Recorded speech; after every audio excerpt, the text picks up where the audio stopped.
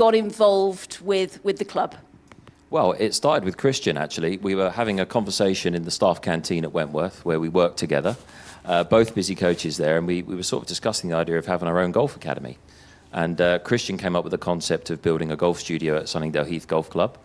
And a very long story short, the planning permission came through after the, second attempt, third attempt? How many planning permissions did it take to build that building out here in front of the clubhouse, to build that studio? And we ran that together once it opened up for 2 years whilst I was working at Stoke Park for David Ledbetter. Christian was still at Wentworth coaching, and we were splitting our time between the two to try and develop the business here at Sunningdale Heath.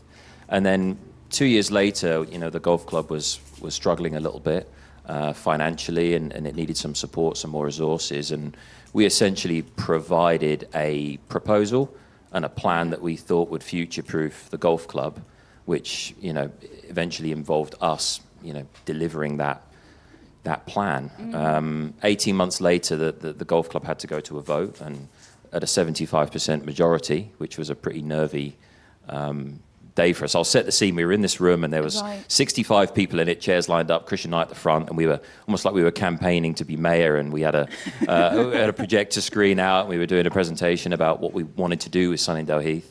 And the members voted us in at a 97% majority.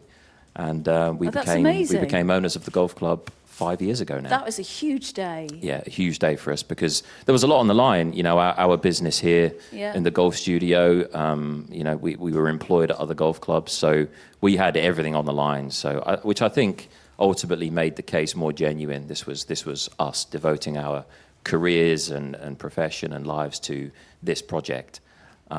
So we were all in, and hopefully the members felt that. And 5 years later, it didn't go exactly as we planned. No, because it never does. What happened?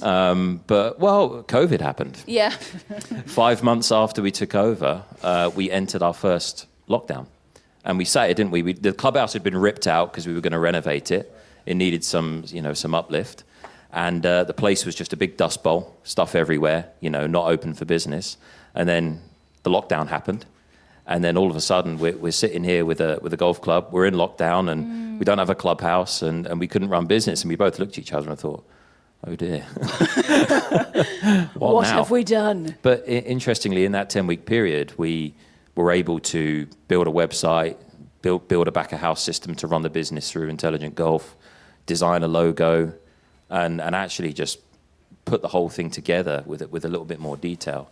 So it was a strange moment. It's odd to say that something positive came out of it, but 10 weeks later, we were way more ahead of the game. And then when we reopened in May, there was this just euphoric return for all of us as staff, but for the golfers as well. And so it really kickstarted us. You had that time, that window of opportunity, and you seized it, really, and took on challenges and were successful.